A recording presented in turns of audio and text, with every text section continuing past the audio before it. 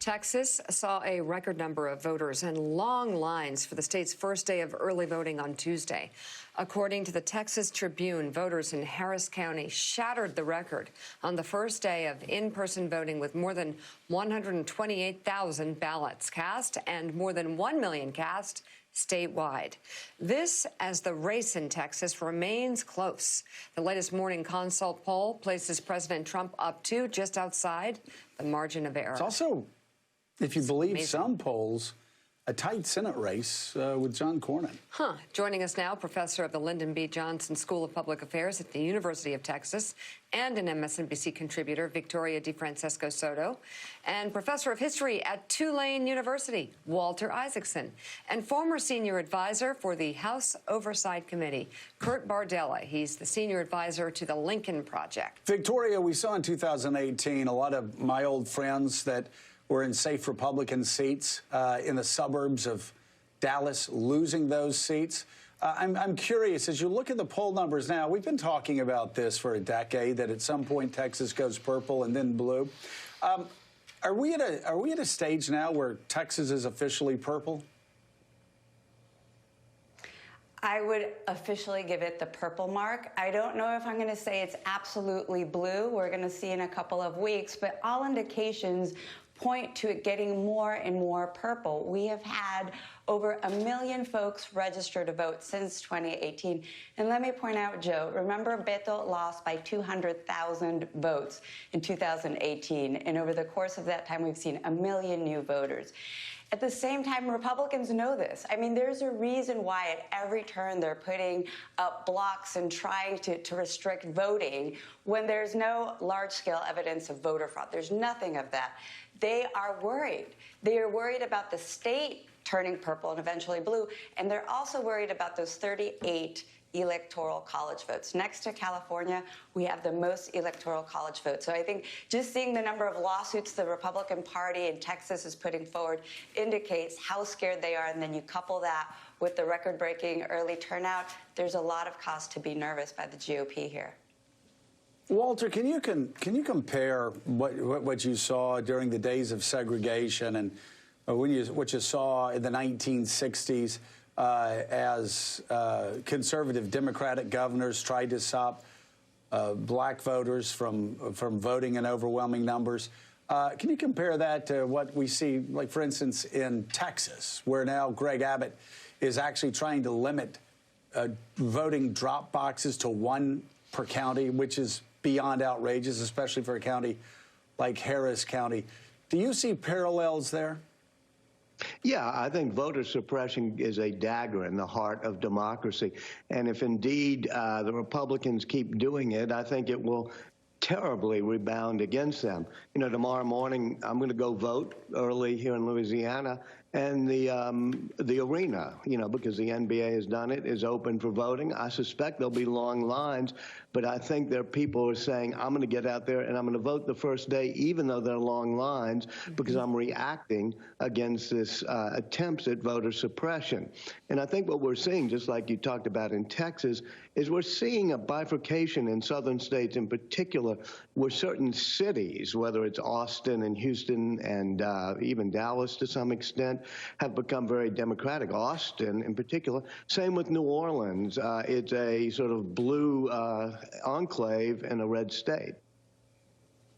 All right, so Kurt, you ask in your latest piece for USA Today, why do Republicans still work for Trump? And you write in part this: in recent weeks, COVID-19 has swept across the upper echelon of the Republican Party, infecting everyone from the President of the United States to the chair of the Republican National Committee. The White House entourage is considered so high risk that some news organizations are refusing to travel with Trump.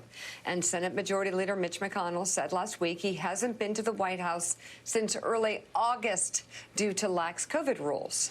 To my former Republican colleagues, I ask you, is working for Trump worth your own life or the lives of your spouse, children, and loved ones?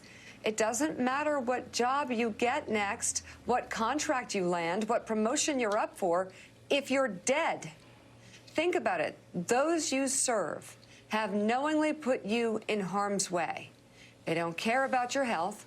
They don't care about your life. Knowing what they know now, they would gladly sacrifice your well-being again. To them, you are invisible. You are replaceable.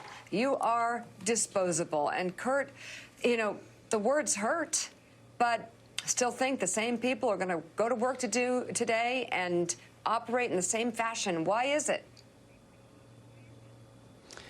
You know, this is a question that I get most from my social circle than any other, which is how can these people still work for Donald Trump and the Republican Party? How can these people that I used to work with, being a former Republican, being a former staffer on Capitol Hill, how can these people show up every day to what has turned into one of the most dangerous places to work in America somehow?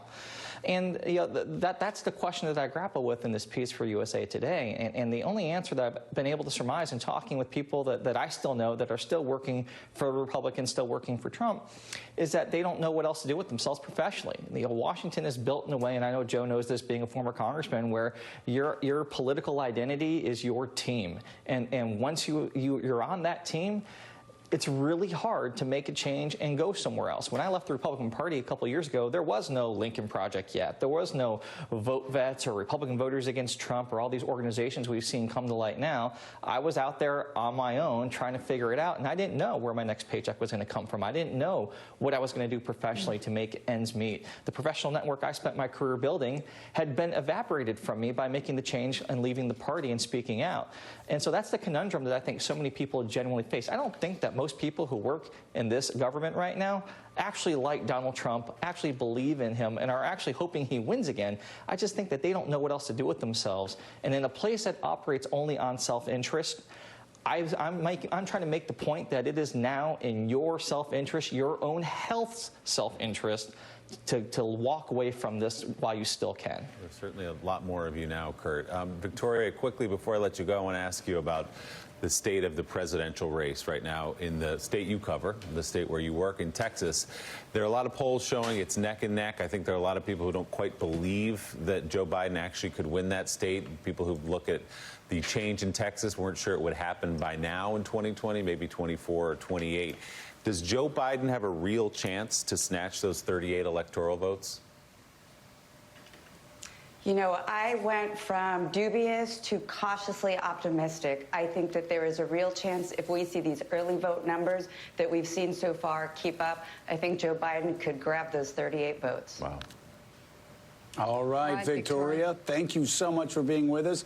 Kurt Bardella, thank you as well. And Walter, we need to talk to you some more. Willie and I especially. Oh, dear. We want you to write a book about us and our next scientific project that we think will win us the Nobel Prize. Nobel Prize for doing that. You know, we'll get you the Nobel Prize. You, Finally. Willie, and Mika. Yeah. That's good. Finally. So can you come back tomorrow, Walter? Yeah, exactly. I'm ready. Okay. When, you know, hacking the Swedish Academy is easier than hacking other elections. All right. Fantastic. good Walter, thank you very much. And Joe, I'm speaking now. So that does it for us this morning. Stephanie Rule.